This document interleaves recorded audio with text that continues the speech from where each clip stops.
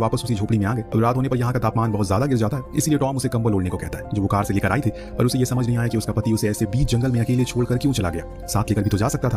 तो समांथा ने बताया कि वो प्रेग्नेंट है, इसीलिए उसने ऐसा किया होगा। ये सुनने पर टॉम उसके बेड पर सोने को कहता है और खुद जमीन पर सोने की बात करता है। सोने से पहले उसने उसे पीने का पानी दिया जो कि वो पास में बह रही एक झील से लेकर आया था। लेकिन अजीब बात यह थी कि अगले दिन जब वो वापस गया तो वो झील का नामो निशान ही नहीं था। पर इन्हीं उलझन भरे सवालों को लेकर दोनों सोने के लिए चले जाते हैं। बीच में समांथा को एक बुरा सपना भी आता है जिससे कि सुबह उसकी जल्दी आंख खुल जाती है। लेकिन आसपास उसे टॉम कहीं दिखाई नहीं देता। बाहर गई तो उसे एक सफेद बालों वाली लड़की बेहोश पड़ी मिली। फौरन वो उसे लेकर झोपड़ी के अंदर आई। इधर टॉम अपनी कार में से कुछ फ्यूल निकालता है ताकि वो उसे समांथा की कार में डाल दे जिससे वो लोग यहाँ से निकल सके।